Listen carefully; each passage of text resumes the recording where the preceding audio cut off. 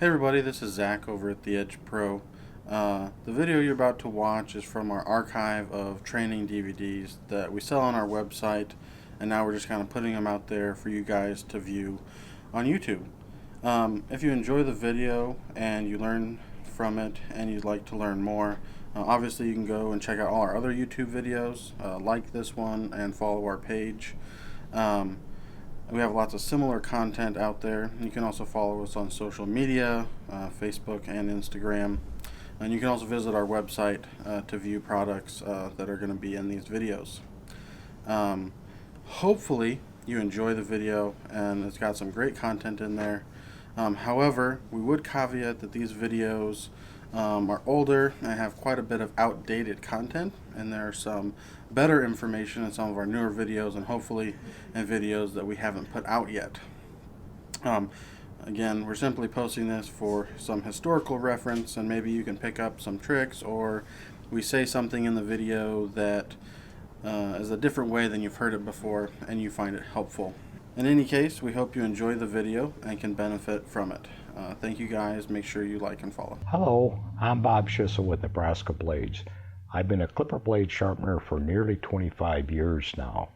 We sharpen clipper blades, shears, and restaurant knives, and a few other small items, but by far my passion and our volume has been clipper blades.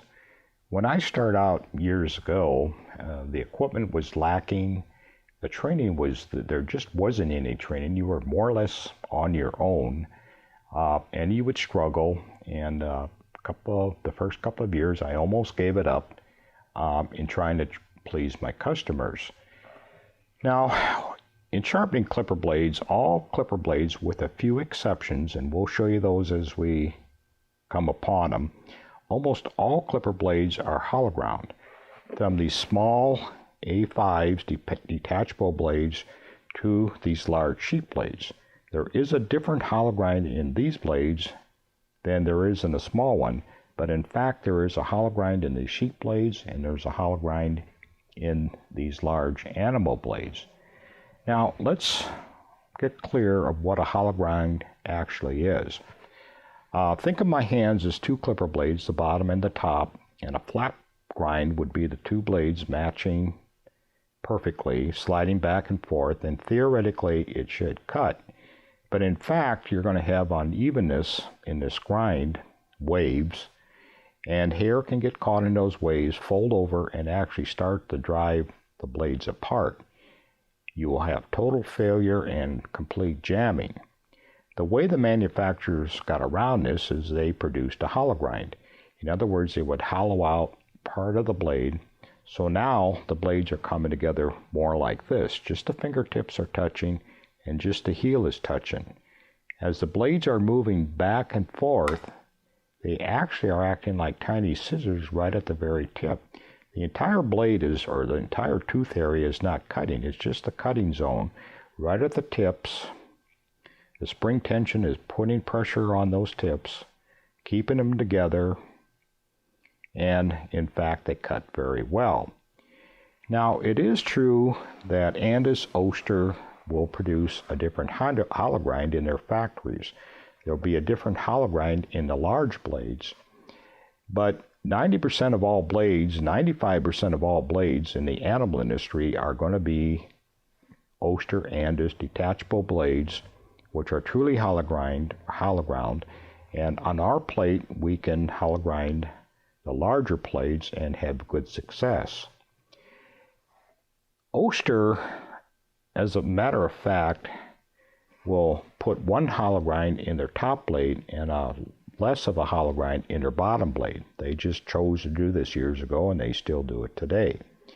When a service center, now this is a service center that repairs, sharpens Oster Andis clipper blades, when they order a factory plate from Oster, they can order two plates. One is a less of a hollow grind for the bottom blade and a different hollow grind for the top blade, or they can order what's called a service center plate, which is a plate which they're going to sharpen both the bottom blade and the top blade on, and as a matter of fact they will also sharpen Andis type blades. So we produce a plate that is more or less universal.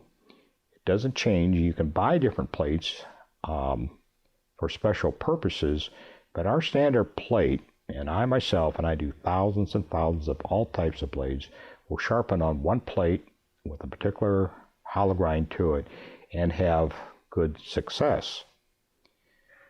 Now, of course, when I showed this hollow grind with my fingers, this is greatly exaggerated. In fact, the hollow grind that is in a blade is almost microscopic, and it's very hard to take any instrument and measure the difference between here and this part of the tooth. So how do we know there's a hollow grind in there? Well, we use a tool called a rub block. It's a hardened piece of steel. Various companies make them. Nebraska Blade makes one. And we take the blade and we're going to rub it on this rub block. Now remember, a hollow ground blade is going to be curved as such, greatly exaggerated. So when I'm rubbing on the rub block, I should get a varnished across the very tips and then the back rail. So I'm going to take this blade and rub it and then check my results. Now, I can see on this particular blade that the very tips are far more shiny than this bottom part of the blade. In other words, this is the part that was making contact with the rub block. Generally speaking, it's going to start on the side of the blade, curve up towards the center, and curve back down the other side. This is what we call the crescent, or the moon, or the curve, and this is what we're looking for. Usually, on the top blade, it is more curved and more pronounced than it is on the bottom blade. But if we can see this, we have a rub pattern on here. There again, we just hold it with 3 fingers, rub into the plate, observe. Now, you have to cast this like a diamond, like you're looking at a diamond ring, and get the reflection back to your eyes. And at some point, you can distinctly see the curve that starts here, goes all the way up, curves back down the other side. This is the part that's going to be making contact with the bottom blade, and you're going to get your sharp cutting action, and it will continue to cut till these little edges are wore off. Now, a few exceptions to this rule are clippers that are we call adjustable. And you can see on this and this clipper, it has a slide lever. And when the bottom blade is attached, it doesn't snap off, but it's attached with 2 screws. When the leather moves, the blade is going to move backwards and forwards. And I think you can see if there was a hollow grind in this blade and a hollow grind in the top blade that goes on it, as this bottom blade is moved back and forth, it's going to reposition that hollow grind. So in one area it may cut fine, but when you're adjusted back here, it may in fact may not cut. So on adjustable clippers, all adjustable clippers, this bottom blade will be flat or nearly flat. Some companies put a slight hollow grind, but it's virtually flat. And if in fact you sharpen them flat, sharpen the top blade hollow, you will have a blade that will cut. So in fact, how does a seemingly flat plate produce a hollow grind in a blade? Now this particular plate here is flat on this side and hollow ground on the second side. Now we sell this plate in this machine to people who are doing the Barber beauty industry, and they in fact see more of these adjustable type clippers. Now on the flat side, when I put a straight edge across the hub, there is no movement. It's tight. This makes contact along the entire surface. However, when I go to my hollow ground side, now you can see when I cross the hub area, I have a gap over here. Matter of fact, I can teeter-totter. If I go to this side, I teeter-tot. So this plate appears flat, but it is actually thicker in the center, thinner on the outside edge, so you have a taper to the plate. What I'm showing here is exaggerated, but this is what it's actually looking like. Matter of fact, if you exaggerate it totally, it's going to look like a funnel or a traffic cone. In other words, the inside of the plate is thicker than the outside edge. Now, this funnel is a cylinder. And if you take a blade and go into the side of a cylinder, you in fact are going to hollow out this blade. Now remember, this illustration is greatly exaggerated. The hollow grind that is actually produced is very slight, and as I mentioned earlier, is very hard to measure with even precise instruments. It's best shown with the rub block. All right, now when you call me up and ask for some help in sharpening your clipper blades, it helps if we're describing these parts as the same thing so we know what we're talking about. So we're going to take this blade apart and describe the parts and give them a name. They're held together with two screws that can either be Phillips or they could be slot head screws. All blades today are usually Phillips.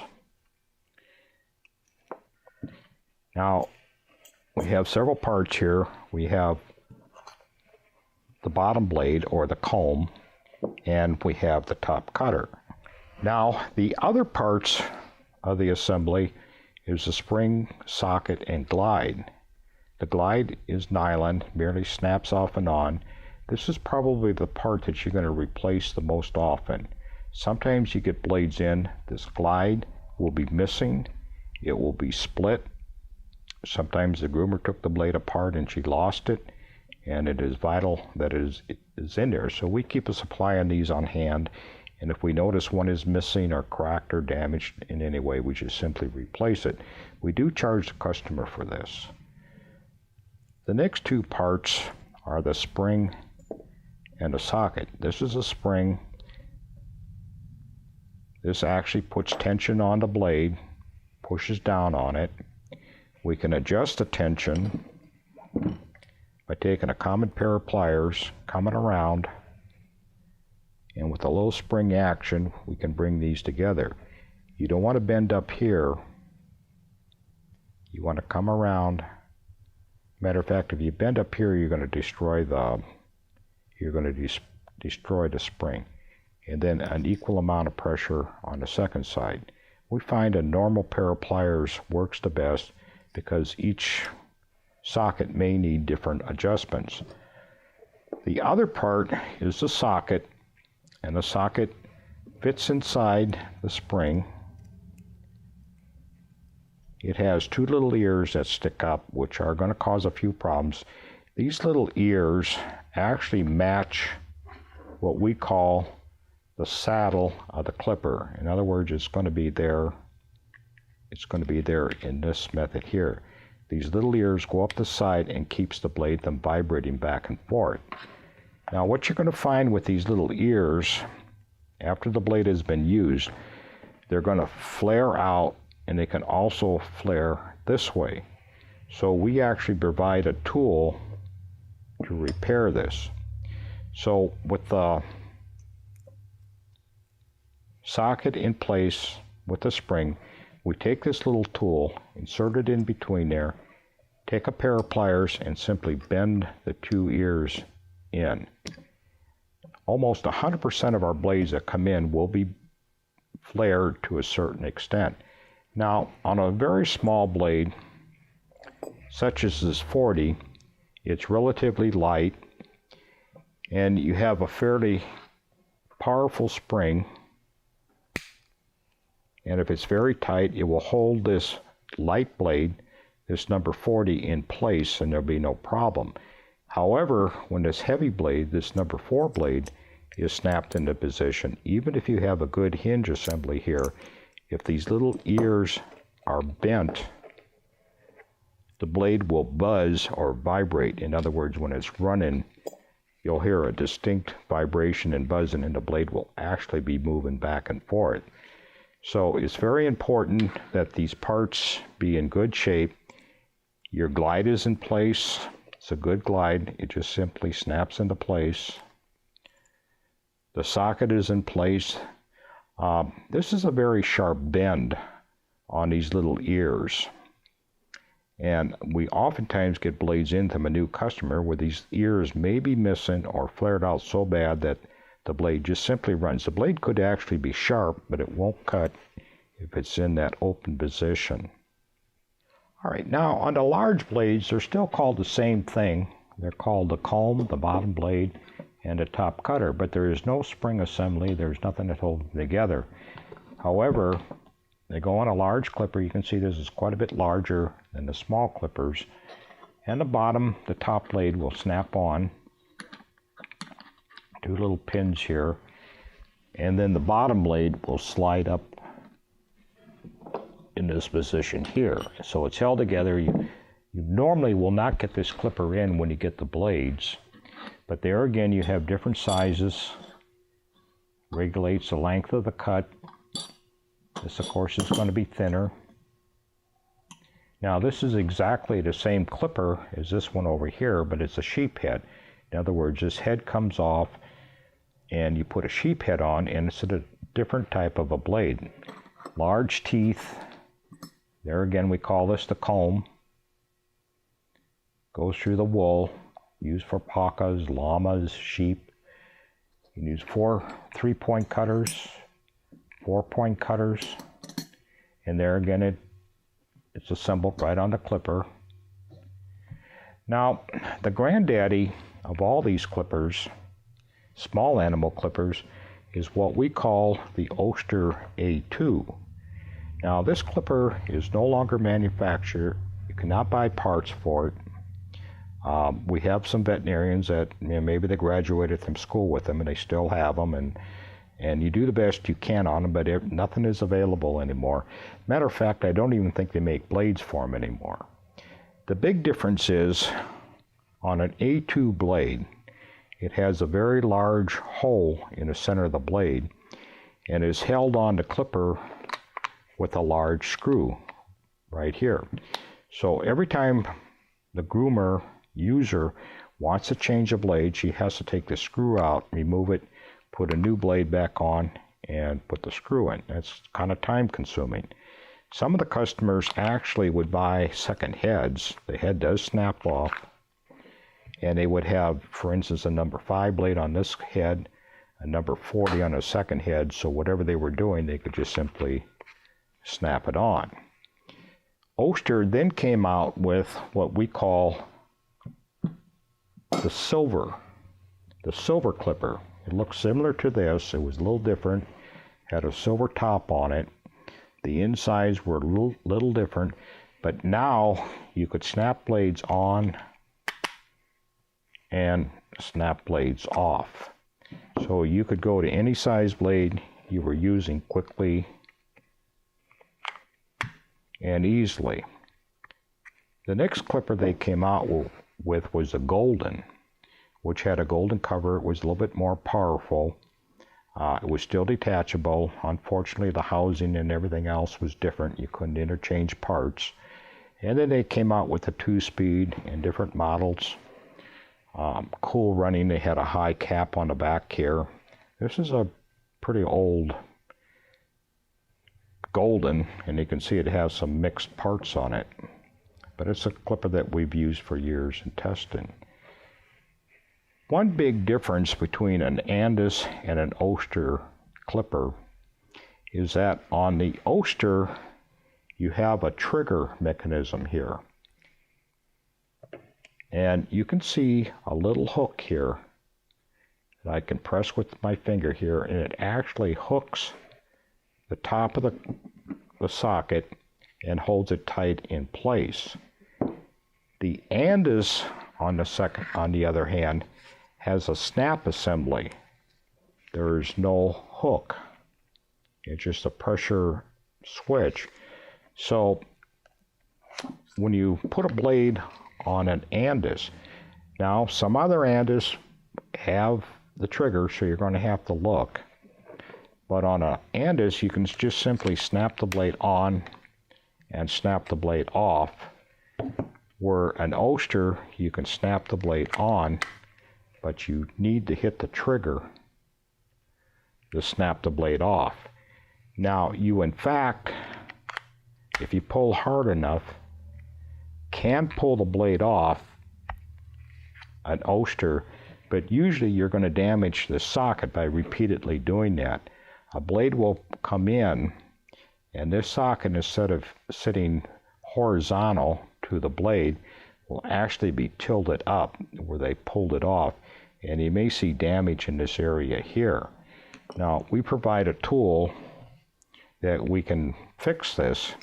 We simply push it under there. This matches the tongue of the clipper. We simply push it in there, square it back up, take a pair of pliers, and we get it flush again. Now we'll try this 1 or 2 times, and sometimes we can save the socket. If not, we just simply replace the socket and go about our business. But this tip of the tool will usually fix that problem. On the smaller blades, now these clippers will normally be found in barber beautician shops. You may have a person, a farmer, rancher, you may use them on horses around the muzzle and the ears and so on. But you can see there's 2 screws. The blade is just simply 2 pieces such as this. This actually is the blade that would fit this. It just simply snaps into place above here. The 2 screws would come out. The blade would be placed on there, and then the 2 screws put back in. To change the blade, of course, you're going to have to take these 2 screws out and then remove the top blade. Now, you can see on this top blade here, it's got a diamond shape opening, and you're going to have a mechanism that comes out of a drive that comes out of your drive that will actually fit this diamond. So unfortunately, these different manufacturers on these smaller clippers have different engagement areas, so these blades are not interchangeable. Andis blades need to go on an Andis clipper, Oster need to go on an Oster clipper, and they do in fact have to fit the model. Now here's another smaller clipper. It's an Oster, and we call it a lucky dog.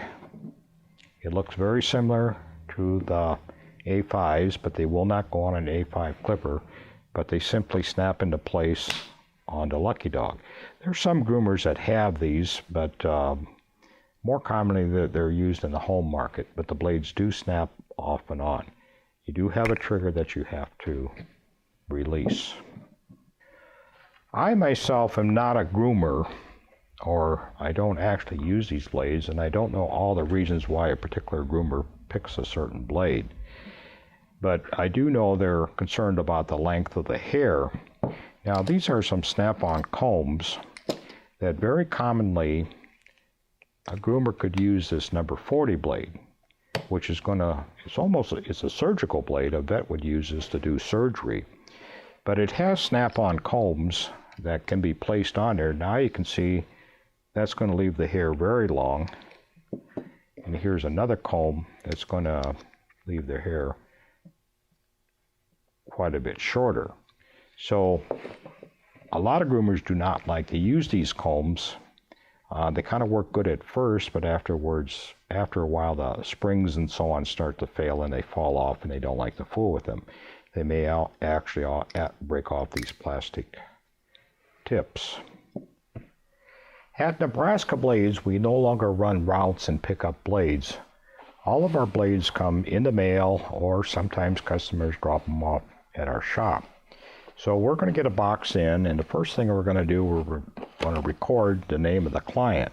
We'll call these people A, B, C Grooming. And I have a note over here that I'm going to start, and I open the box. The first thing I see is a set of 8384s. So we charge a different price for these, so we're going to put them in there line up our blades. Another number 40 blade. Here's a ceramic, has a white ceramic blade in it.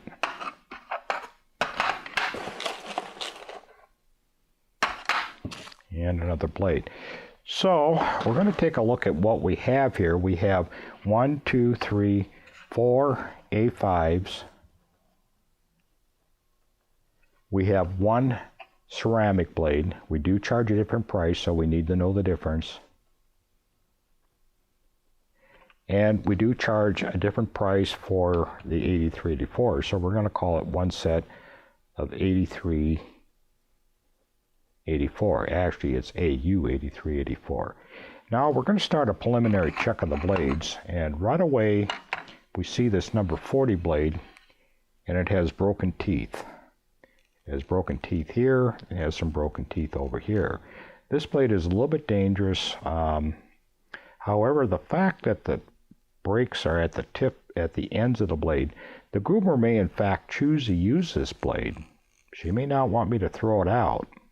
I would recommend that she replace it, and I can replace just this bottom blade.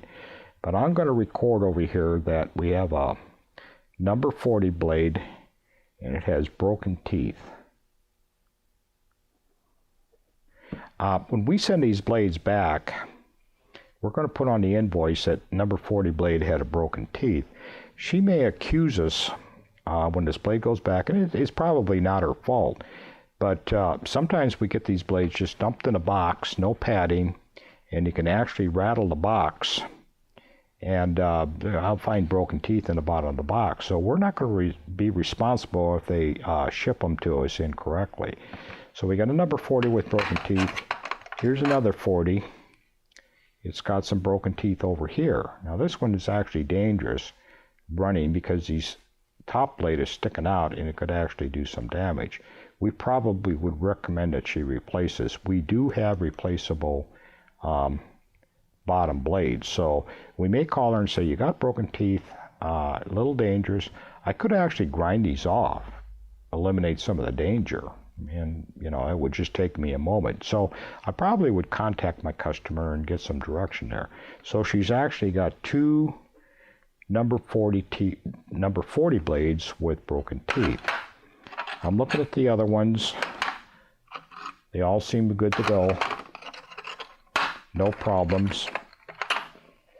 So we're going to start our progress of a disassembly. Now, we use a tray method. And the tray we normally use would have 10 slots or 12 slots. This is 6 slots. Now this is hole number 1, and this is hole number 1. This is hole number 6, and this is hole number 6. So we want to put these blades back with the same springs, the same sockets on each blade. So we're not going to mix these blades up. And we'll start our process of taking them apart.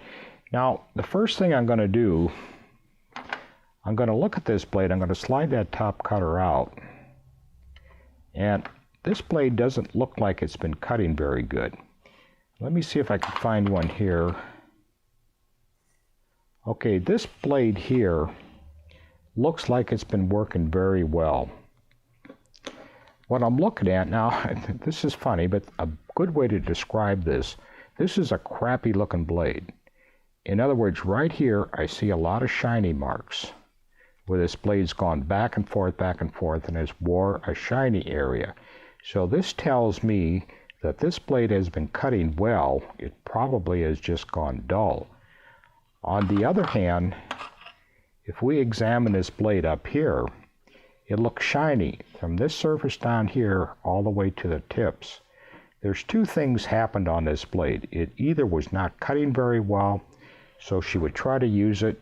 It wouldn't work, so she'd set it aside, maybe go back to it. But I can tell that this blade has not been used very much. So I'm suspicious that it was either sharpened incorrectly or whether there's enough spring tension on it. So the first thing we're going to do, we're going to slide the blade out just a few inches, shooting over the back blade, and we're going to pull our scale over. Now, I've done thousands and thousands of these blades, and I really can't tell if that's 2 pounds of pressure or 2.5 pounds. I can't tell exactly. I could guess pretty close. But I'm actually going to go to a scale, and I'm going to watch where this meter goes, where the arm goes, as I press down. And what I'm trying to do is push that top blade back in. And it went in at about 2.25.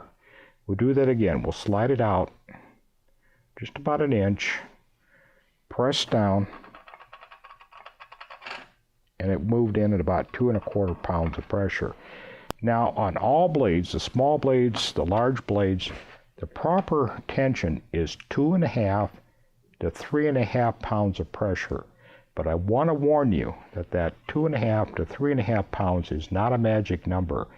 I've had blades that at 2.5 were relatively iffy in cutting, and I merely tightened the spring tension up 1/4 pound, moved them up to 2 3/4, and it cut great. So the range is 2.5 to 3.5, but don't count that as an exact number. Now this blade, on the other hand,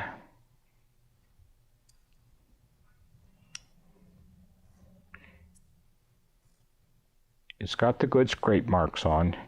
When we project it out, press it down, and it went up to 3.5 pounds of pressure. That's on the top limit of the scale. About 3.25.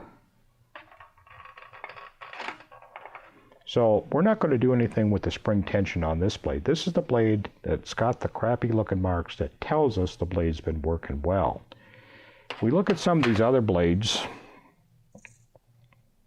This one's moving at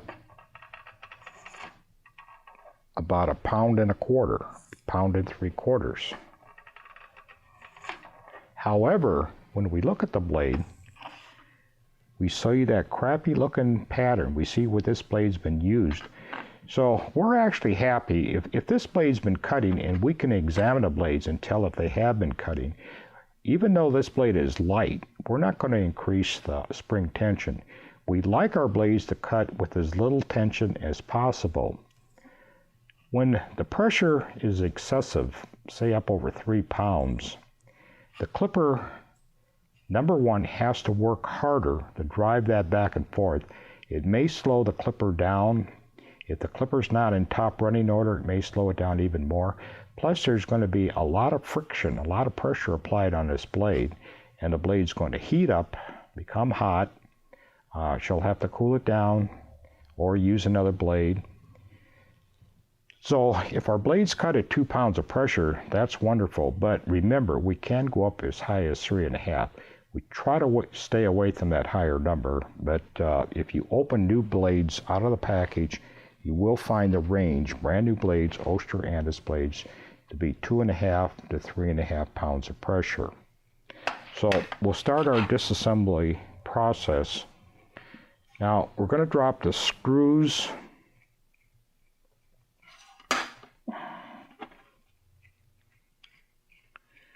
and the spring and the socket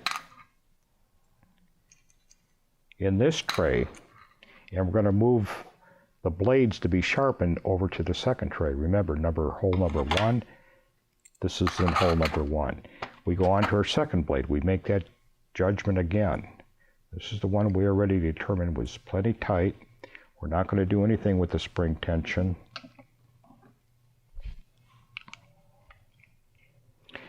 We're going to show you in just a moment how to add spring tension if right now we detect one that's light.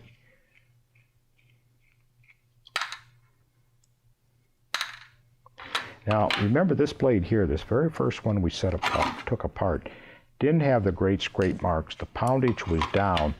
So while we know about it right now, I'll never remember this when I reassemble the blade. So right now when I'm thinking about it, I'm going to take my pair of pliers and I'm going to come around this U-shaped hook here with just a common pair of pliers, and I'm going to press. And I have to overbend it, spring steel, so I have to overbend just slightly. Do the same thing on the other side. Spring it in. Now I've added tension. When the blade is reassembled, and I discover that it's too loose, it won't cut, I have to take the blade apart and put spring tension on as I just described. There is no way, even with a vice grip, that I can squeeze this hard enough to bring this arch around. If I would try to bend it with the blade assembled, what I'm going to do is flatten out this arch here, and I may actually destroy this arch up here. So the next sharpener coming along is going to spot that deformed spring and replace it. So I don't like to take blades apart a second time, so I do try to catch it early on. This blade here, very tight, I can barely move it. I'm not even going to go to the scale. Now, when I'm finished sharpening, if I feel there's too much spring tension on the blade, I can take a screwdriver and I can go under the spring and I can take pressure off by twisting the screwdriver. Do the same thing on both sides. I can take pressure off. Remember, I can take tension off, but I can't normally put it back on. Now, while I'm looking at these blades, I can look at some of these sockets and I can see if they're bent. Now, I'm not talking about the ears at this point. I'm talking about the body of the socket, whether it's tilted this way or that way. If they try to pull these blades off and should have hit the trigger, they could be bent. But I could just simply take my tool at this point, insert it, take a common pair of pliers, and just bend down, push down, so it conforms to this tongue again. I could easily see deformed sockets. I can also do this step at the very end if they're not fitting on the clipper right. So we continue to disassemble.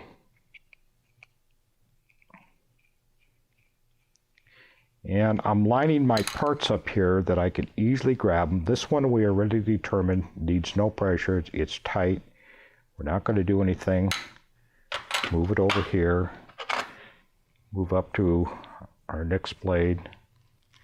I'm checking the pressure. I have a lot of good scrape marks. I can tell this blade's been working. It feels a little bit loose, and if we check it, now this scale sits right by our machine. We use it daily. And we're way down there. We're under 2 pounds of pressure. But we think this blade has been cutting, so we're going to leave it there. We're not going to do anything with it. We're going to sharpen it, and if we do have to take it apart and add pressure at the end, so be it. But I believe this blade is going to cut.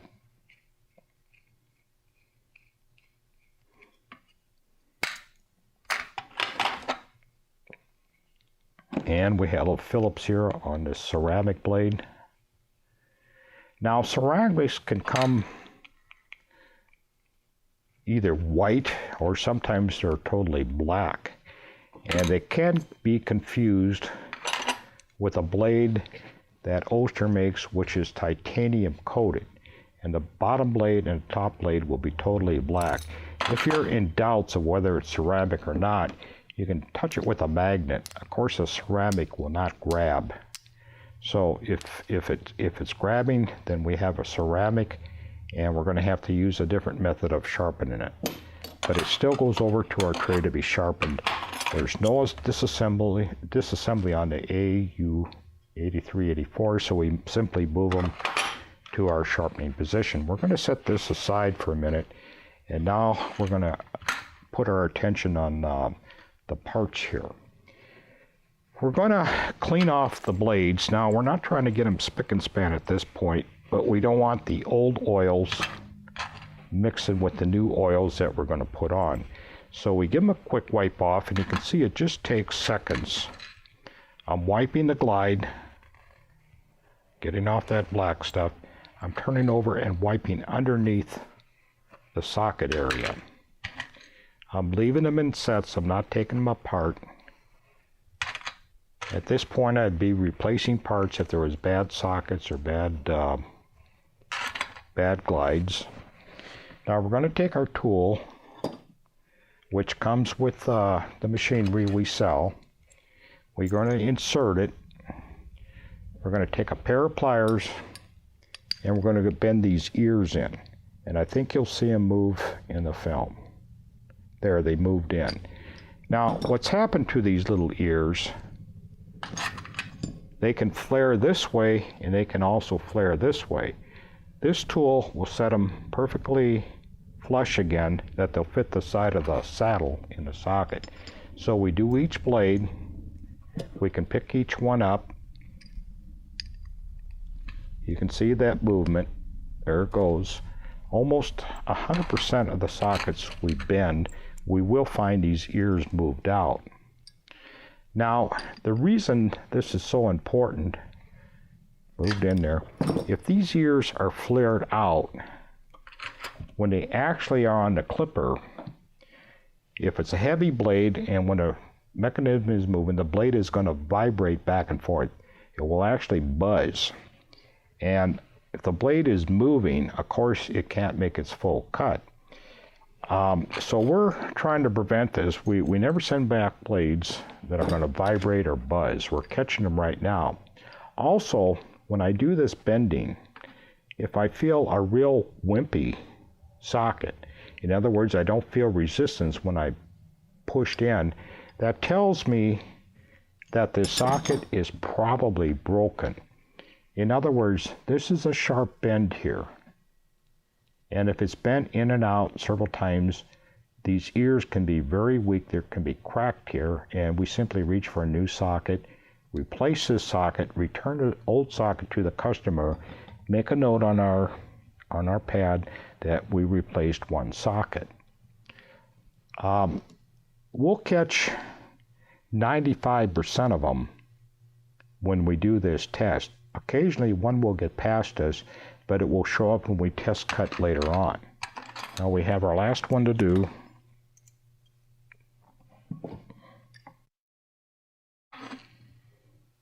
And we bend.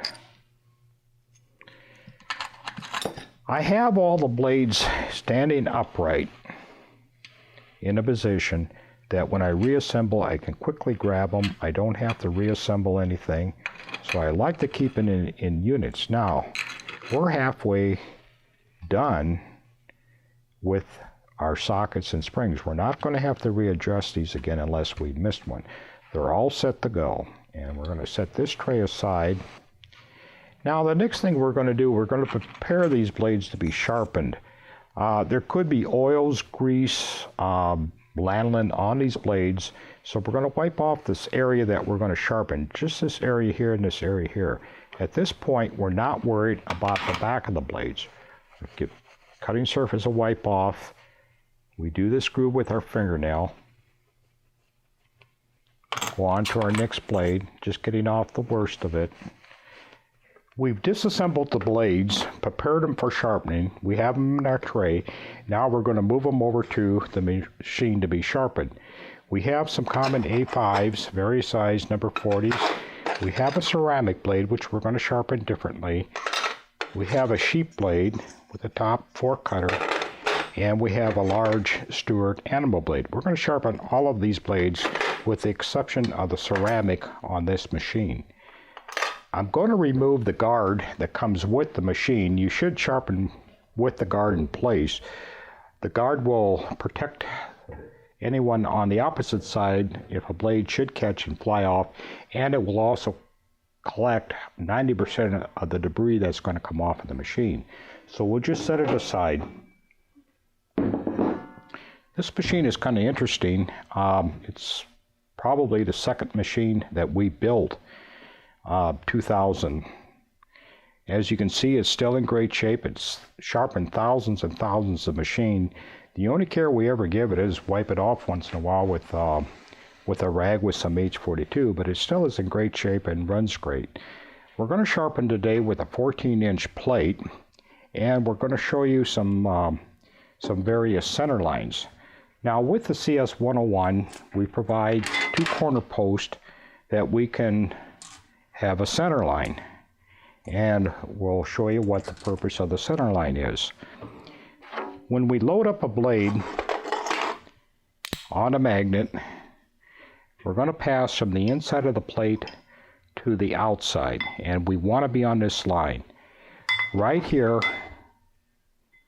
we have where we want our center line, approximately halfway between the back of the teeth and what we call the back rail. So our center line is going to fall right here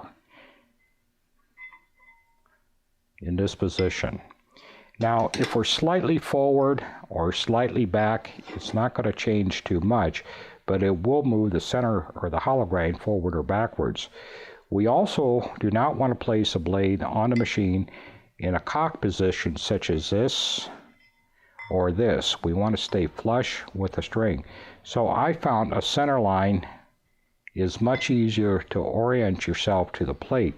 You remove the center line and you're virtually more by guess than by golly. So we use the center line even today.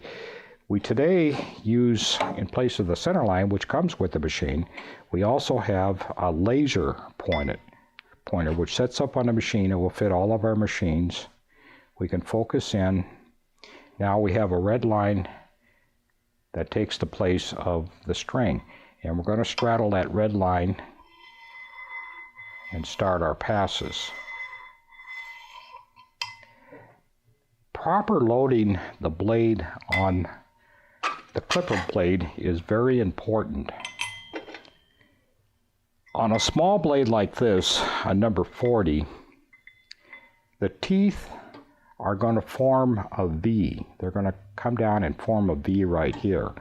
It's probably easier to see on this larger blade. In other words, my V is right here, way down here. On the smaller blade, my V is in this area right here.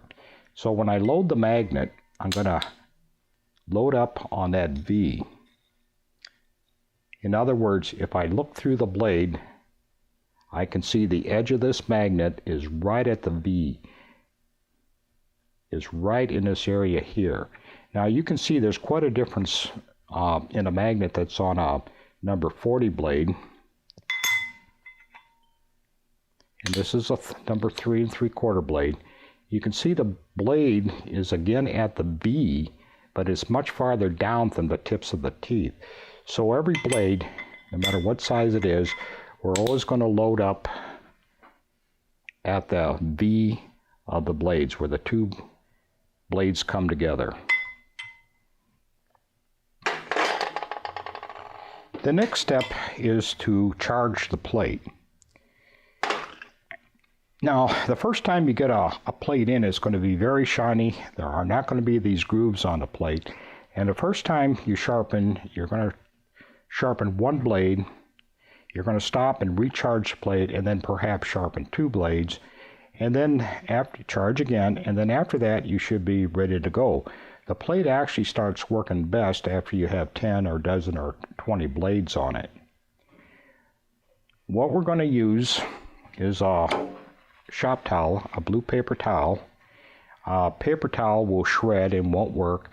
If you try to use a cloth towel, it may become too damp and not remove enough oil. So we're going to take this common shop towel, fold it in half, fold it again. Now, in reality, we have 16 sides to use here. This side, then we're going to go to this side, and we'll turn it in. And we keep turning the towel over, so we're always using a new surface. We're going to spray it with a product called H42. And the reason for this product, we're going to try to clean the plate. If you look at fresh grit, it has many sharp facets on it, and it removes metal efficiently. As grit has been used, even after 6 or 7 blades, the edges become wore off and are not as efficient for removing metal. You can only load so much grit on a plate, so if 10%, 20%, or 30% is used up with old grit, you're going to cut your efficiency by that much. We're going to give it one light spray with the H42, and that's plenty. You're always tempted to spray it, but I warn you, give it one light spray. Matter of fact, if it would dribble out of the bottle, if you had a spot on your plate as big as a quarter, you have plenty of H42 on the plate. Now we're going to take a clean spot on our rag and start to rub. The plate is turning itself. I'm on the inside edge. Now I'm coming to the outside edge. And I'm going to make some passes all the way around. Sometimes when you do these swirls, you'll have an overlapping loop which you'll fail to cover. So just make sure the plate is completely wiped off. You're not trying to get it spotless clean, but you're trying to get the majority of the old grit off. The next product we're going to use is spray lard oil. It's not animal product, it's lard oil, but we mix it with H42 because now we can spray it on the plate. There again, we have a small area here about as big as a quarter, $half. That's plenty of spray lard oil. We're going to go to a clean spot on our shop towel, and we're going to rub this into the plate. The plate is spinning itself. Now I'm coming to the outside edge. At this point, my towel is starting to drag. That lard oil is starting to spread out and it's starting to grab my towel. I make a kind of look at the plate, make sure I haven't missed a spot. Now we're going to apply the grit. And we're using a 240 grit. We find it's a pretty good all-around, all-purpose grit. We have other grits available. It's what I can carry with a 1/2-inch paintbrush. And I'm just going to spread it out over the plate. You can also do this with a salt shaker, but I find with a paintbrush I can control it a little bit more. We're now going to spread that grit out with a large brush. This could be a foam brush.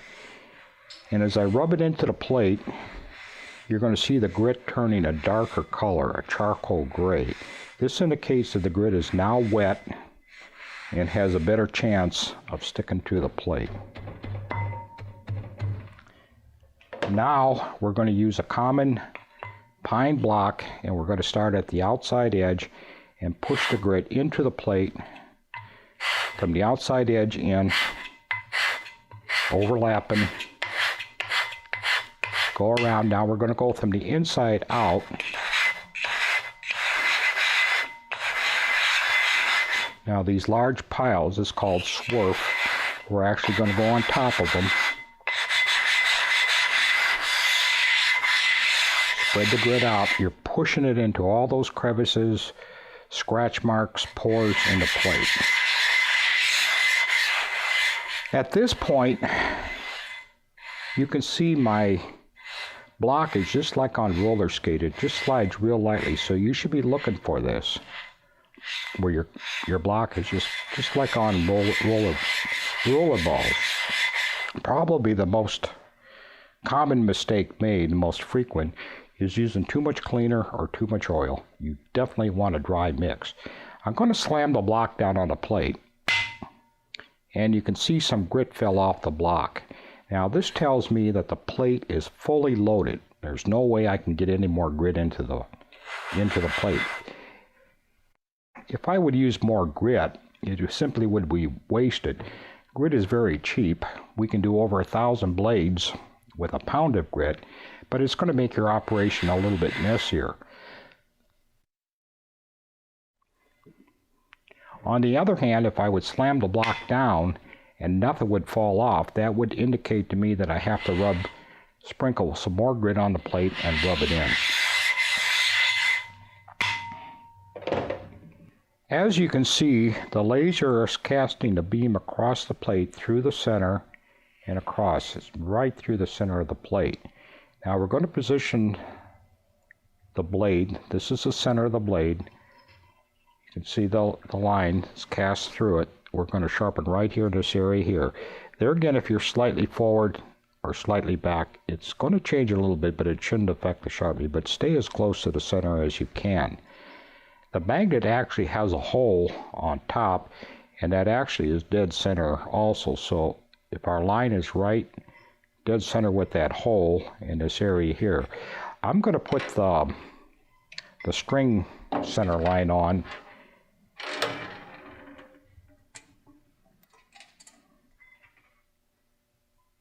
You see that? There again, I'm halfway between the teeth and the back rail. I'm not going to cock it this way. I'm not going to cock it this way. So if you use the mechanical string or if you use the laser, they both work equally as well. If you were using the string, I would recommend that you lift the string up and place your hand over the string, keeping the line aligned with the hole, and sharpen. Now, as far as holding the blade, what I teach is I want your thumb to actually be touching the steel part of the blade. Your opposing finger should oppose the thumb, be on the steel part of the blade, and then lightly grip the magnet. Your index finger is going to be over the top. We don't want it over here. We want it right over the top, and we want to be pressing forward. Now, the pressure is quite significant. If you would press this down on a scale, it would weigh about 2 pounds. 2 pounds of pressure downward.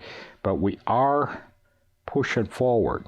You're making a mistake if you start to pick up the heel, but you definitely are pressing relatively hard on the teeth area of the blade. One of the most common mistakes is not having enough forward pressure. So it's almost like you're rotating your wrist into the plate. Now we have a freshly charged plate and it's going to be working at its best. So on this first blade I'm going to make 3 passes. Now this is how I count them. I start always in the center of the plate. I come out to the edge, go back up, that's 1 pass. That's 2 passes. And I'm coming off, so I guess if you count every one it would be 2.5 strokes. I'm going to do the same blade, the second blade, the same, probably 3 passes. By the time I get to my 4th set and third set and 4th set, I'll probably be adding a stroke. Remember, I'm constantly using up grit, so I can compensate for that by adding another stroke. Probably by the time I'm up to my 6th blade, I probably will be making 5 strokes. 1, 2, 3, and we're off. Remember, when you remove the blade, you come straight up. You don't want to roll it off, slide it off. You're going to knock off the edge you just produced. You want to come straight up. Most of the sharpening is going to take place in this area right here from about halfway down the plate to the outside edge. But we're still going to go up because we're going to be pulling down fresh grit. We'll get our laser set. We're centered. We're going to start the machine.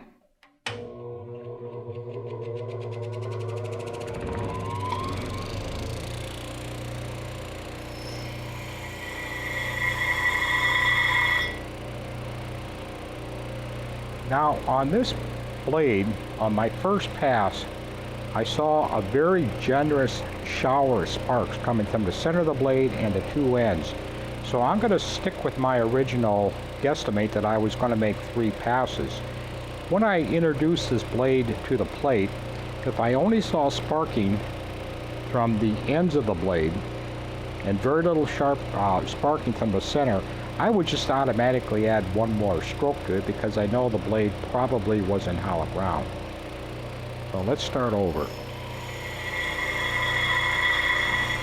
1 pass, 2 pass, 3 passes, and I'm off.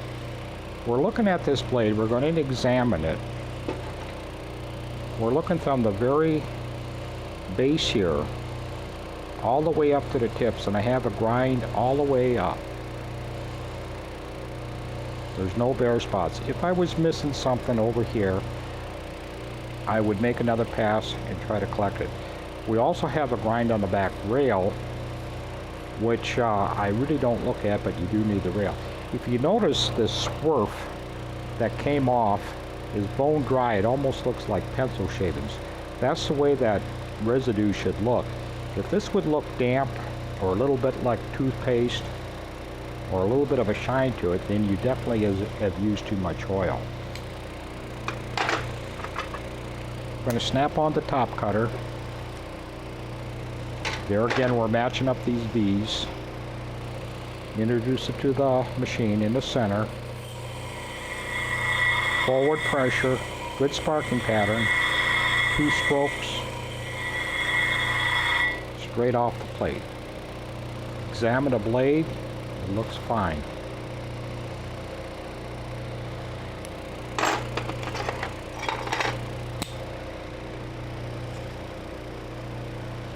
Center V on the plate.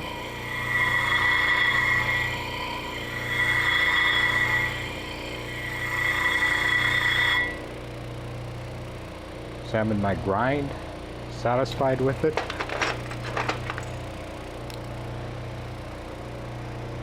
As you can see, I still have a generous sparking.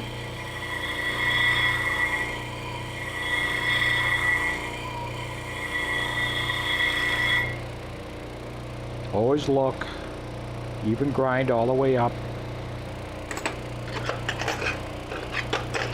Now here we're going to a larger blade, and so the magnet's coming back to those V's, but it's farther off the teeth than it was on that smaller blade. Same thing, pinch the magnet, forward pressure. The blade is actually trying to pull down. The action of the plate is always trying to lift. That's why you're making that counter movement to keep that front down. You won't actually feel it, but it's very important to get that forward pressure. Good sparking pattern. 3 strokes. This blade we're up to 4 strokes. Straight up.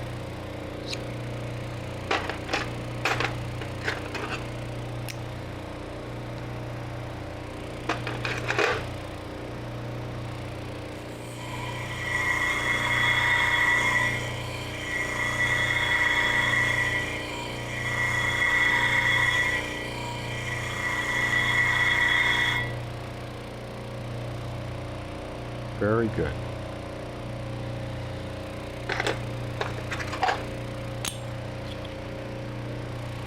Load it up. Now you notice my sparking's starting to fall off.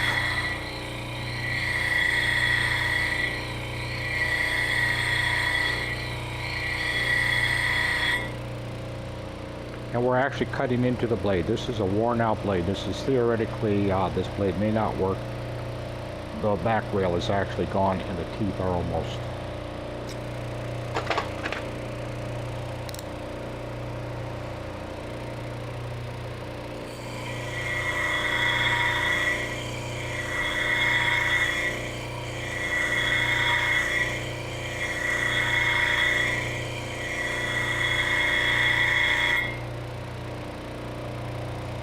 Now we have one blade left, and it's a blade with a ceramic cutter.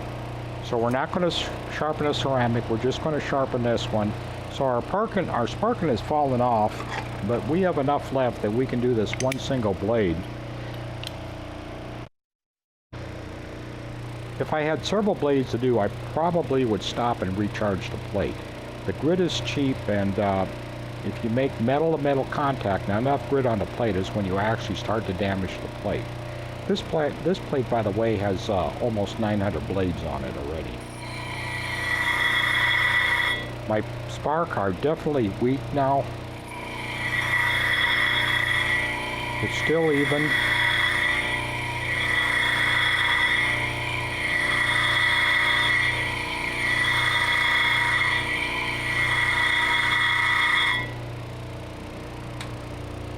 And we have a grind, and we were able to pull off some more swerve. So this blade should test fine. Now at this point we have the machine off. We're going to break it.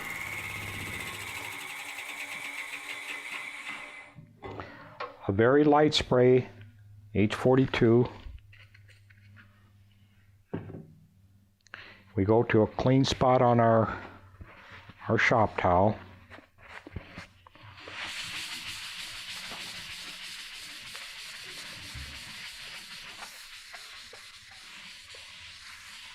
All the way around.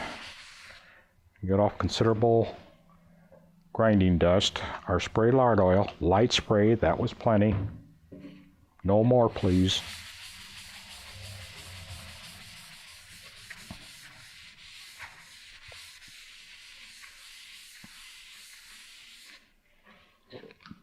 spread our 240 grit out. 240 comes standard with the machine.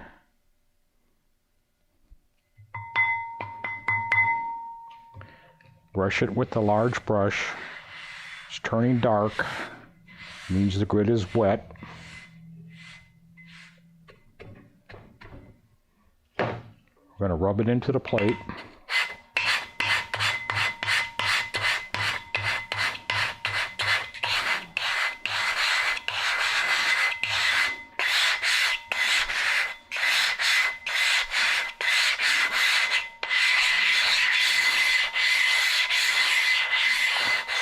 Slam the block down, have a little bit of residue, so we're just about perfect. Now, all that grit we put on the plate was absorbed by the plate. That's the reason for the hardwood block. It actually pushes that grit down in all these crevices, small holes, scratch marks. So there again, it's just skating across there. And we're ready to sharpen.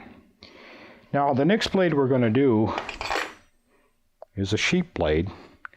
And this larger magnet is optional. It does not come with the machine. But I'm going to place that across the little V's again. This is much easier to see. And our center line is going to go right through the center of the blade.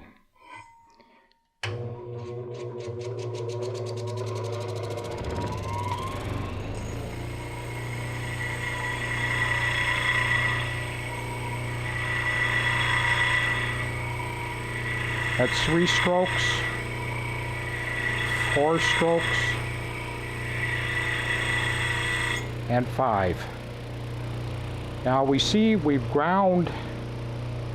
We haven't ground here. Here's a good example where we have some more work to do. We have a curve that starts here, curves up, comes back down, but we have more work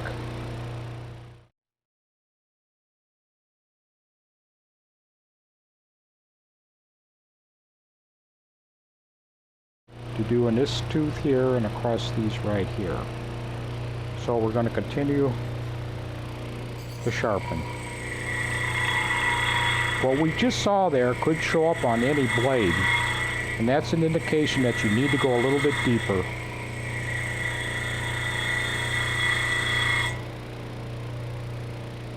Now we have a complete grind. It starts here, goes all the way up to the teeth. We could work here a little bit, but this is not actually in the cutting zone, but we'll give it 1 or 2 more passes. Even sparking coming across the entire blade.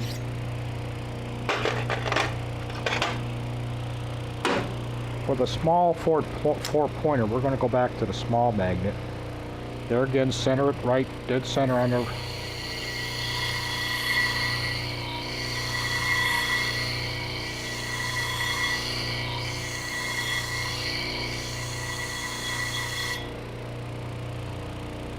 Now what we're looking for on here is a continuous grind that goes all the way up the teeth, all the way around, up and around. You want no gaps, breaks in any place. This blade is finished. Just a complete grind all the way around.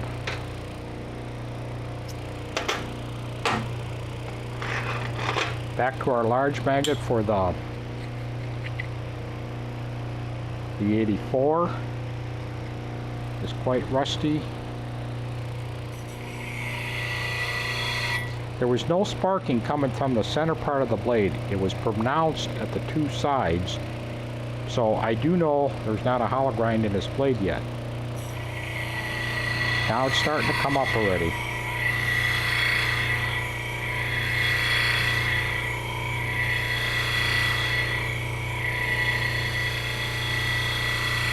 And take a look. We have a complete grind from the bottom of the rail all the way to the tip. We didn't come all the way out here, but remember there's no cutting going on here. You don't have to even be concerned about this.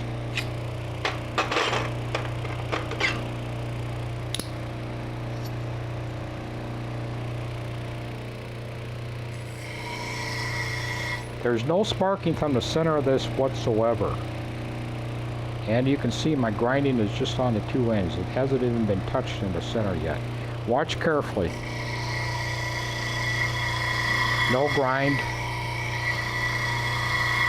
starting to move towards the center. Now we got a full grind.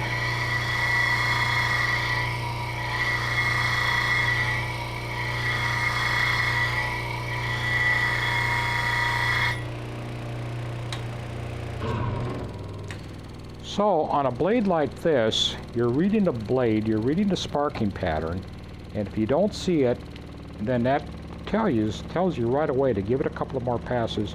There's no point taking it off and looking at it because you're going to go on and you may make the error of repositioning the blade back on the plate, changing something and grind a second grind.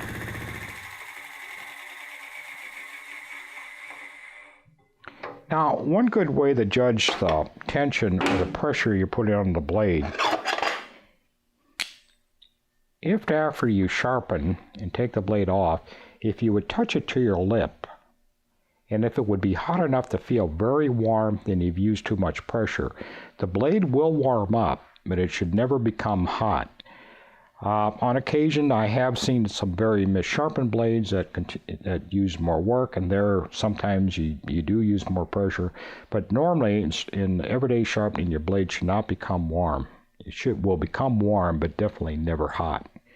Our next step is going to be to demagnetize the blades. Now, the reason we demagnetized, we held this blade with a fairly powerful magnet. And as you can see, it was strong enough to magnetize that blade that they actually will stick. Now, what you just have sharpened off is steel particles. And on some of these very small blades, if you ever dipped a magnet in iron filings and then took it out and try to wipe them off, they're very difficult to get off as long as the blade is magnetized. After running them across this machine, it will relax that. And this debris, which we're really concerned about in between the teeth, this can look clean, but all this debris is actually in between the teeth. We're going to turn the machine on and make a pass or two.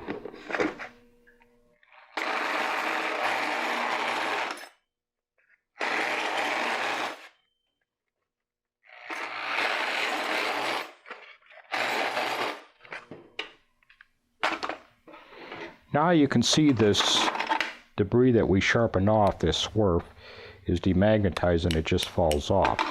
We're going to get the blades with an air gun, and we're going to go into a degreasing solution. Now this is a water-based solution.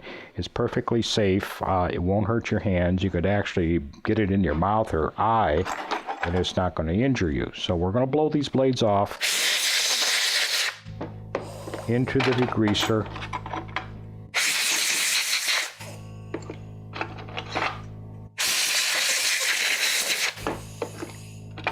Remember, we're keeping these blades in order so that we can reassemble them with the same sockets and the same parts that we took off.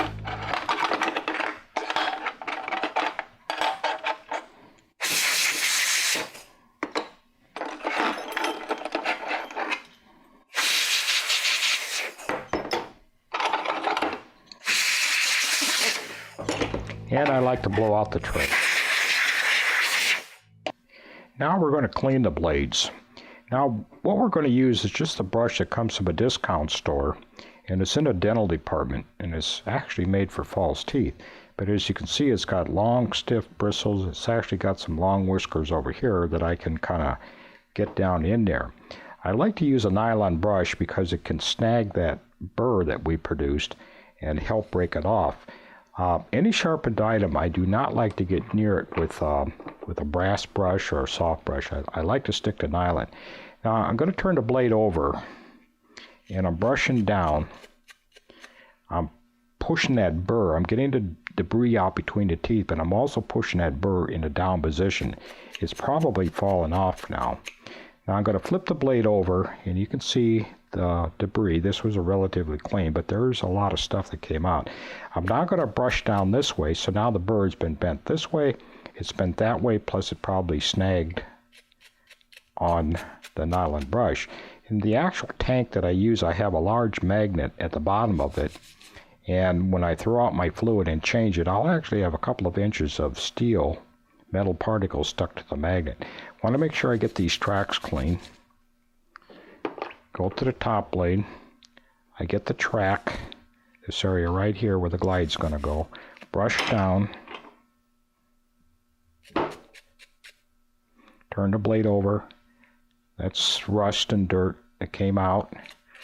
Brush this way, put it on top of your bottom blade, go on to the next. Couple brushes this way. I'm kind of looking through there, and if I see a lot of debris in there, I clean a little bit more. Sometimes you have particles of sand or pollen that actually will be stuck between the blades, and you may have to take a pick type item to get them out. So be watching for those things, because hair certainly can't pass through that comb if it's clogged up with any particles. And even these large sheep blades, sometimes these come in pretty nasty. You want to deal with that burr. I like to go around these edges that we just produced.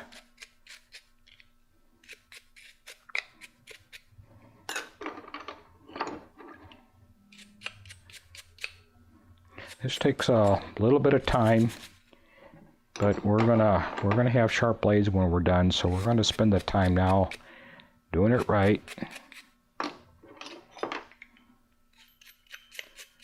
This is the blade that's ceramic. We didn't sharpen the top blade yet. We're going to deal with that in a few moments. Our 84. Now you can see this is a rusty blade, and the degreaser takes off a surprising amount. It can't remove total rust, but it does clean it up. All the debris that came out.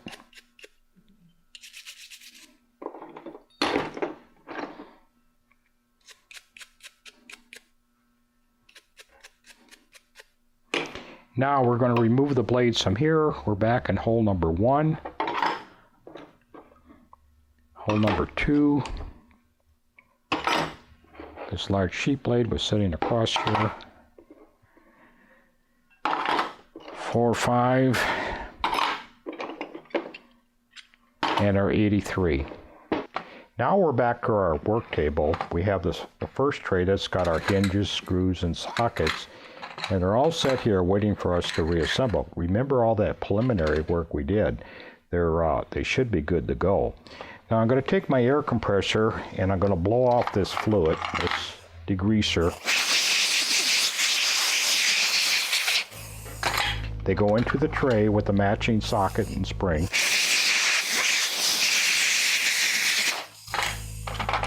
The degreaser loosened up a lot of these articles in here. Our degreaser has 2 agents. One attacks petroleum products, the other attacks organic products, which is dandruff and stuff that you're going to find in blades. So it pretty well dissolves it out, and the air gun just gets rid of it, plus it's drying the blade off.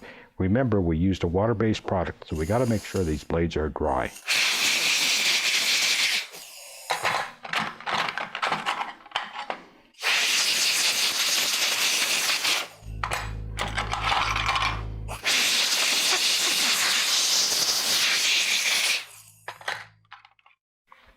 All right, we're going to pick up our blade, lay it on our tray, apply our startup fluid. Now this startup fluid has 2 agents in it, 2 drying agents similar to WD-40. We used a water-based product, so we want to make sure that we drive out all moisture. If you were using dementured alcohol or another petroleum-based cleaner, you could skip this and you could go to clipper blade oil. But this has oil in it. We want an oil on there when we start our blade and we're dealing with the moisture. We merely set the top cutter on the comb, pick up our completed assembly. Remember, we had it already put together, sitting there in position. We checked the tension earlier and let it go into place. We're going to pick the blade up and turn it over and align our holes. We can move those holes around. The screws are slightly tapered, so they usually start pretty easy. We're going to get one finger tight, about that tight. I'm going to flip the blade over. Now what we're doing here, we're going to align these back rails. In other words, speaking of this top cutter and this back rail, in other words, I need to push that down, match it on the other side.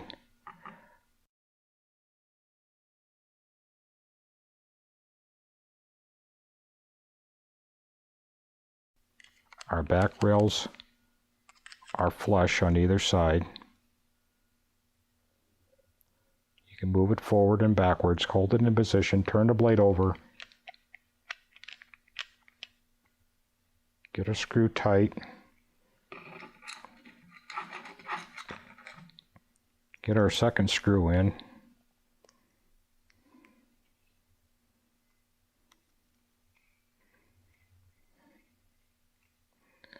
There again, check our back rails. We look like we're in great shape here.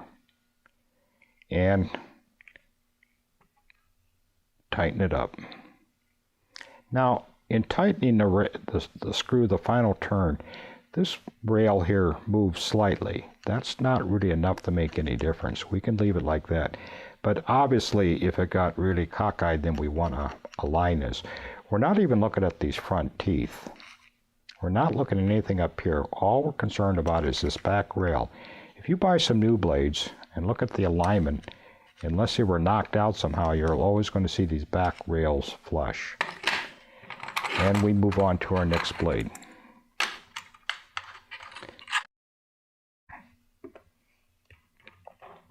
Our startup fluid, set it in place. Flip the blade over.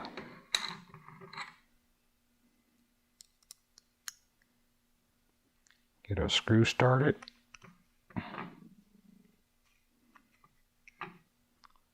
Align our second hole.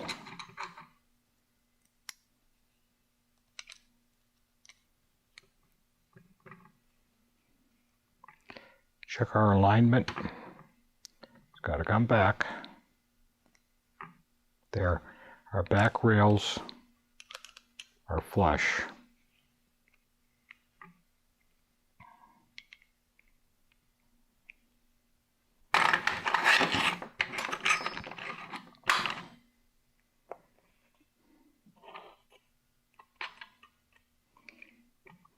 Drop it in place. A little startup fluid in that rail track. Drop it in. Do our little flip in our alignment.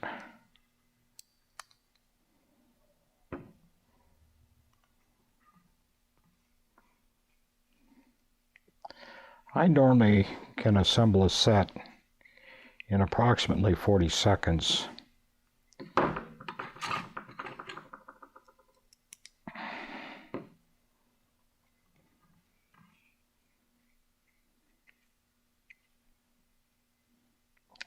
Back rail alignment.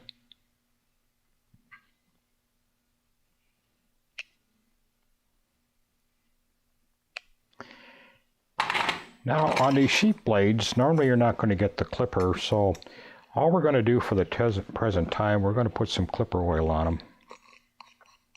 And we're going to set them aside and put on a clipper here in a few minutes and test them. We'll do the same thing with the 83, 84.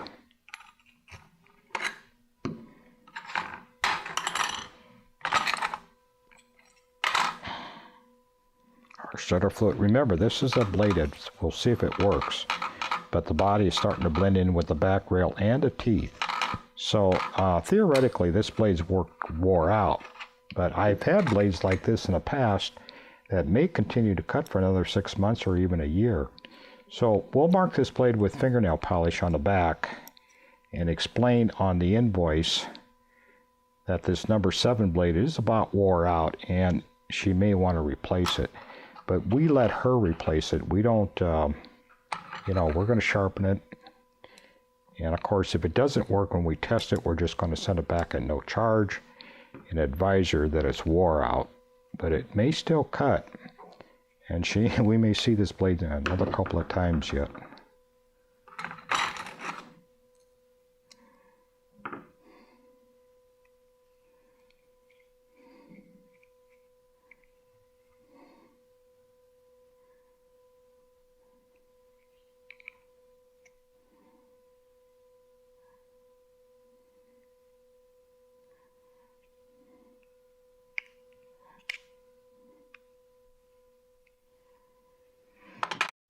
Now remember, we had one ceramic blade here, and we sharpened the bottom comb on the machine as normal.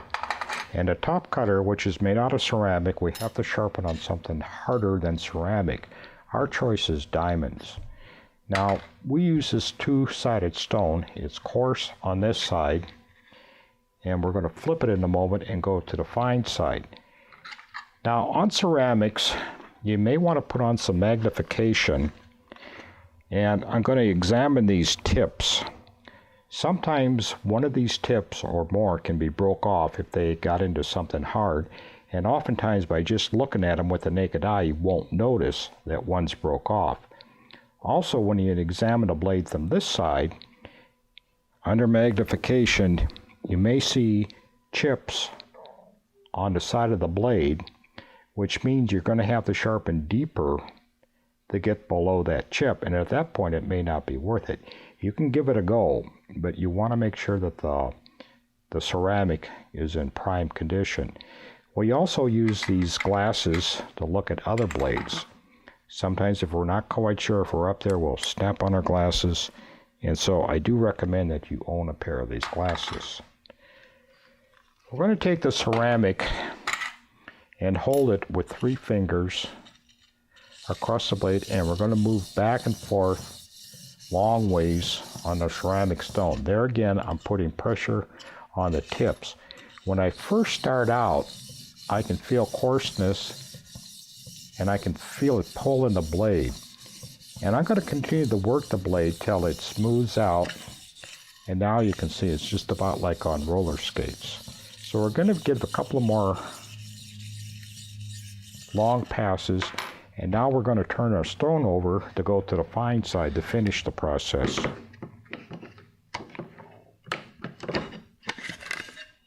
We just flip it over to our red dot.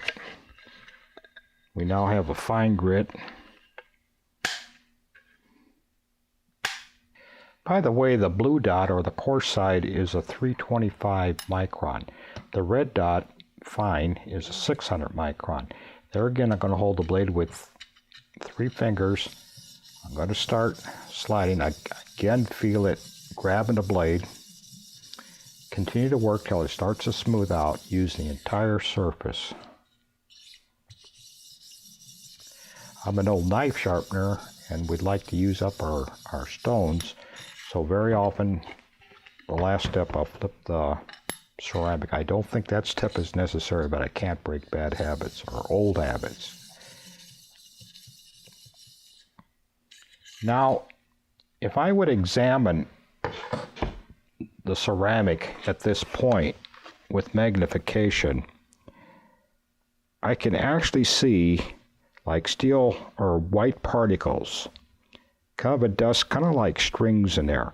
That's ceramic that's been peeled off with a diamond, and we are going to have to remove that in order for the blade to, it would immediately dull if we would try to use this blade. So we're going to go into our degreasing solution.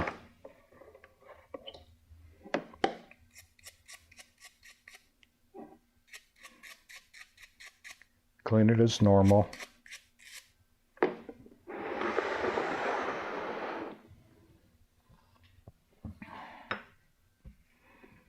All right, we're going to take our ceramic and we're going to blow it off. Remember, you don't have to demagnetize it, but you do need to get that debris off that you just...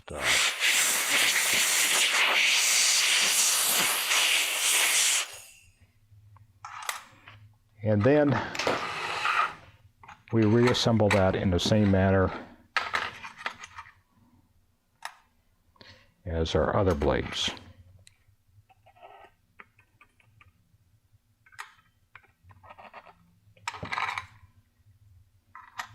Back rail is flush. Turn the blade over. Get a screw started.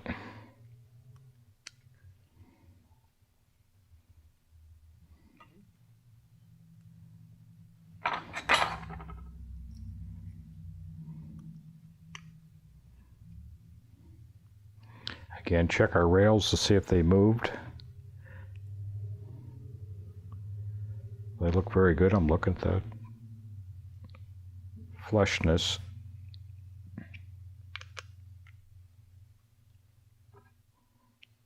Okay, now we're going to test our blades. Now, for our preliminary test, we're going to use artificial fur. It's called grizzly fur, and it's very long, and the weave comes up out of the mat. It isn't looped, so your teeth aren't going to stick.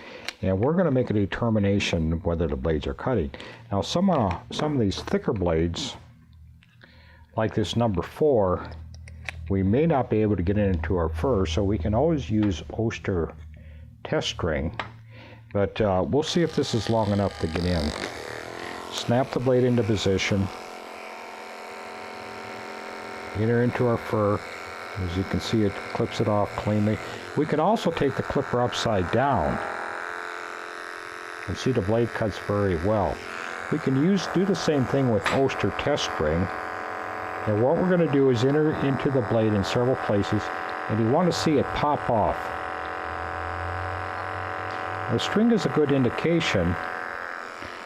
The only reason why we don't use it routinely is because suppose you had a hedge trimmer which was dull, and when you'd go into the hedge, it would jam, the tree would shake, and it wouldn't cut. But almost every time, if you took that hedge trimmer and reached out and clipped off a single branch, it will cut it off. So this string puts absolutely no tension on the blade whatsoever. When you go into this fur, the fur is actually starting to slow the blade down and putting tension or pressure on the blade the same as an animal would. It's not a perfect test, but it gives us a good indication whether the blade is going to cut. So now we're going to move on to the next blade. Run our blade through there. Now see, this blade we're having trouble. In other words, it's cutting, it's kind of chewing through, but it's not going through cleanly. And I suspect, yes, and it's the blade that's wore out. So there's no point in going, we probably could sharpen it again and it may work, but the fact is that it's moving into the rail. So we're going to mark this blade with a red X with fingernail polish, and we're going to put a note on the blade that this blade now is wore out and she should discard it. She may want to keep the springs and sockets and some usable parts. Perhaps the top comb cutter is still usable for another on another blade down the road, but there's not really much point in spending much time on this blade, the fact that it's already wore out. We go to our 40 blades, our small blades. The hair just explodes off. We can even drop down to rabbit fur. A rabbit fur is a really good test.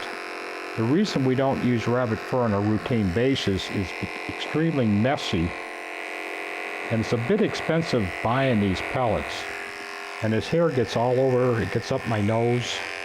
And so rabbit fur is a good fair test, but we don't like to use it because of the mess and also the cost to buy them we do. You see, it just cuts that rabbit fur, cuts the artificial fur.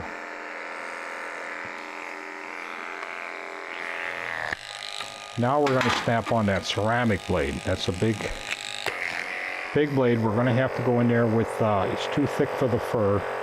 So we'll test cut on Oster test string. Pop.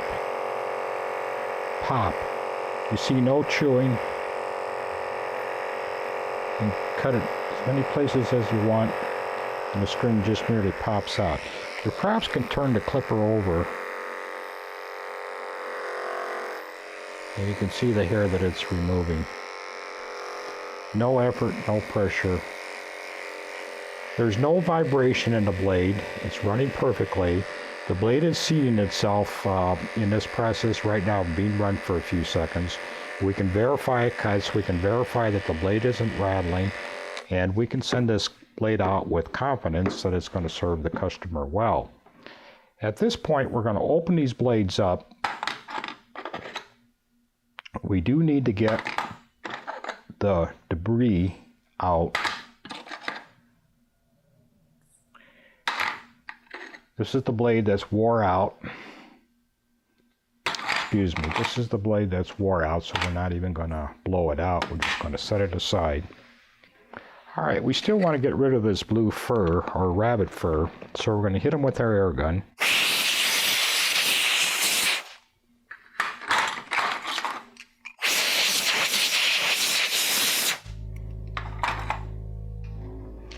Now we're going to give them some clipper oil. These blades more than likely will never see oil again till the day they come back in our shop. Once in a while they'll use them without oil, and then as a last resort when they finally fail they'll oil them. But it's too late by then. They should be using the oil, you know, on a daily basis. But we tell them one time and then we just deal with them. Because we used a degreaser, the pores are actually wide open in this steel, and they will absorb a surprising amount of oil.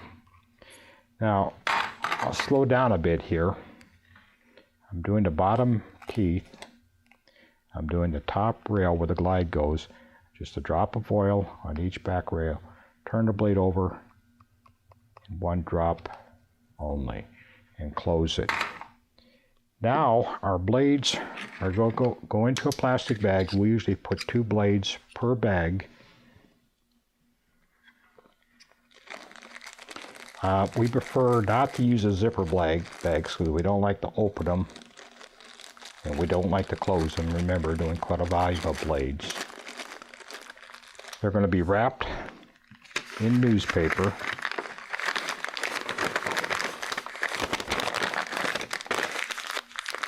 And they're going to go into a box with padding around them, either newspaper or foam or whatever you decide to use. You can also use partition boxes. They're a bit more expensive, but that's your choice.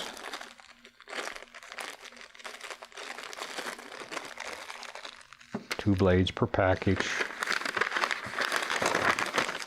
Or recycling this newspaper into the box, and off they go. Now we're going to test cut that AU 8384 blade.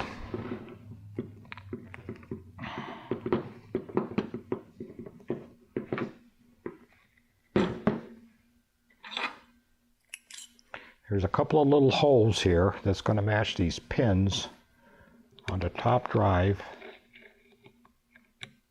Get them in there. Slide the top blade in and tighten your screws.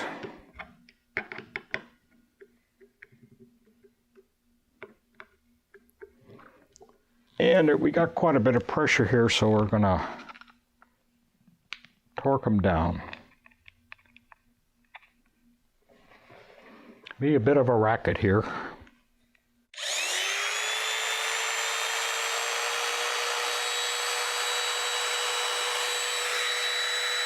As you can see, it cuts well with no effort whatsoever. Now we're going to show you sharpening on our latest machine. This is a 21-inch double-sided cast plate, and the sharpening procedure is the same on this machine as it is on a smaller one, with a few differences, and I'll point those out now. We're going to charge the machine exactly as we charge the other machine. A light spray of H42. We're trying to remove the old grit.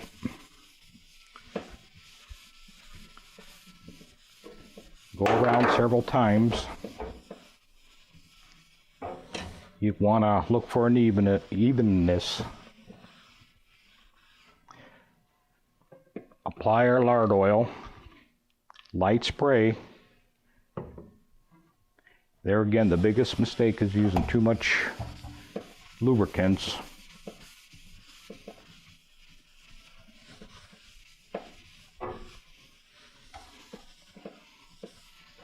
Check your plate, make sure you haven't missed any areas. We're going to apply the grit. I use a brush, a 1/2-inch brush. There again, you can use a salt shaker, but I seem to be able to measure better with a brush.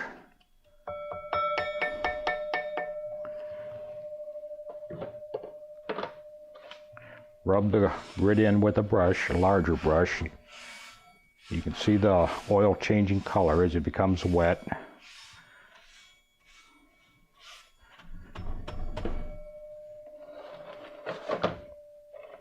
And now we're going to push it into the plate, outside in.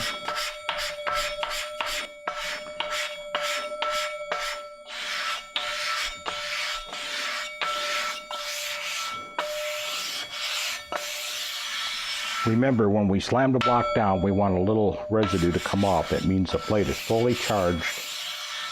If none came off, we'd want to add a little bit more grit.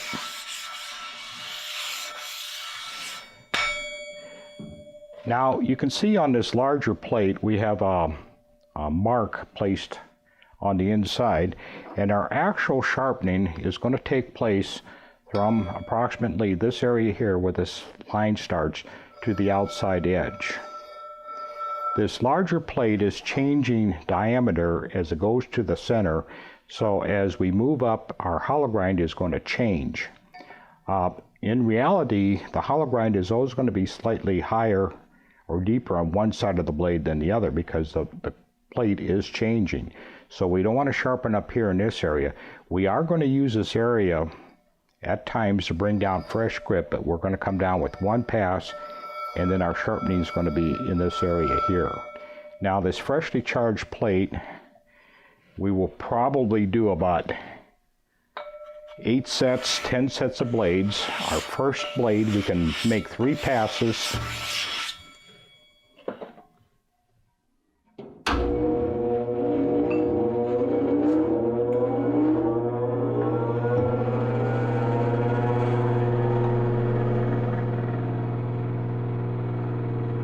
Set our laser.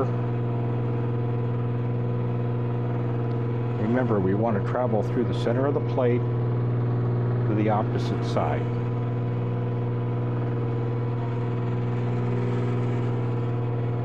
I believe you can see the laser in the center of the blade. Good sparking.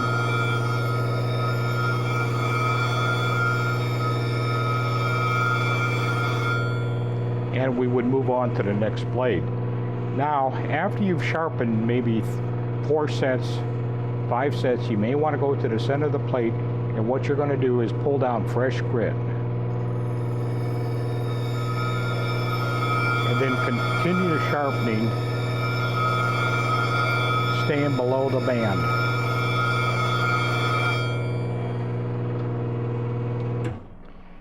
You should be able to do 8 sets, 10 sets.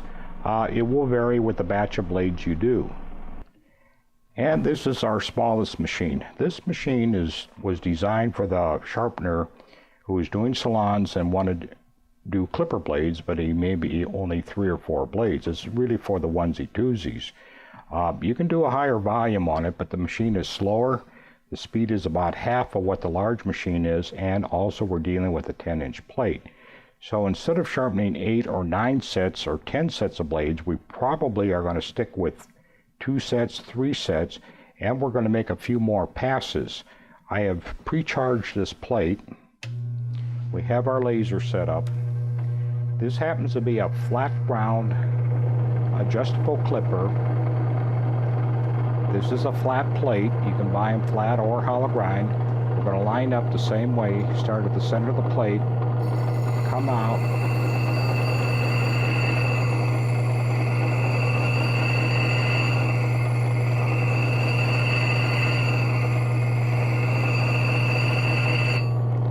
Check our grind.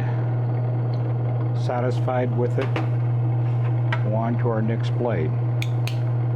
Line up our V's. Bottom of the blade.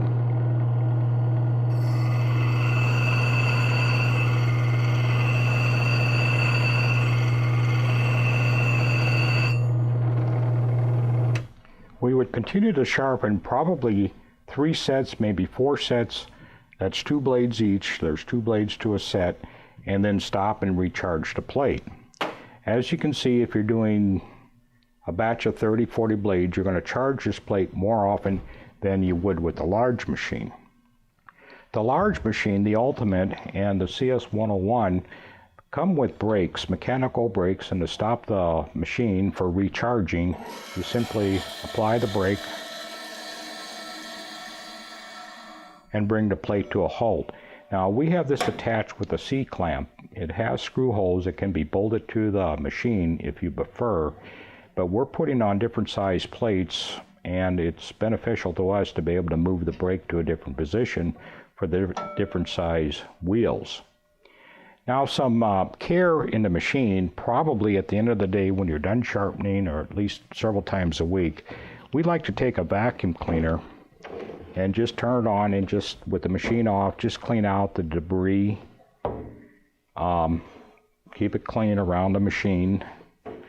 The machine comes with this corner guard, and it is going to catch 90% of the debris. A dome is available with a vacuum port. You can run a vacuum with it.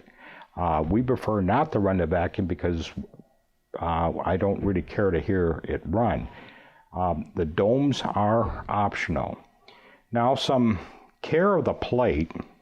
After maybe 200, 300, 400 sets of blades, sometimes it's beneficial to take the plate off of the machine, go over to some water and soap, and clean the brush with just a rag. What you're trying to do is get the old grit that may have become embedded and packed in the machine, and oftentimes just washing the plate will improve its efficiency. Another way to bring your plate up to snuff if it's become packed with debris is to take a honing stone. Here are several different styles, and with the machine on,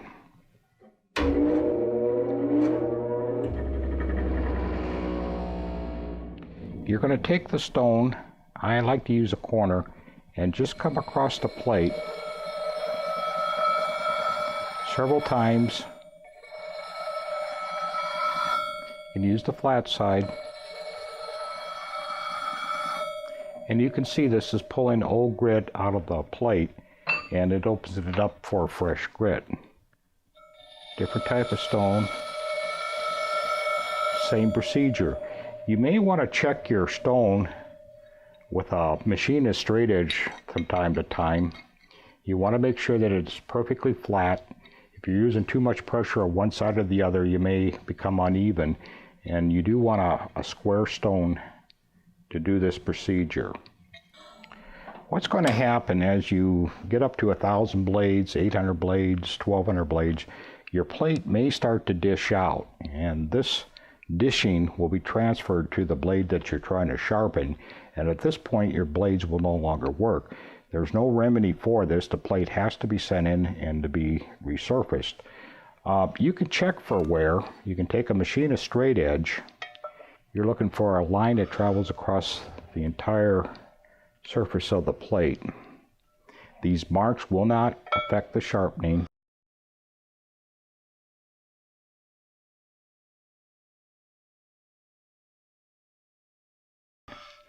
But if you see skips, low places, this indicates that you have wear in your plate and it is time to get it resurfaced.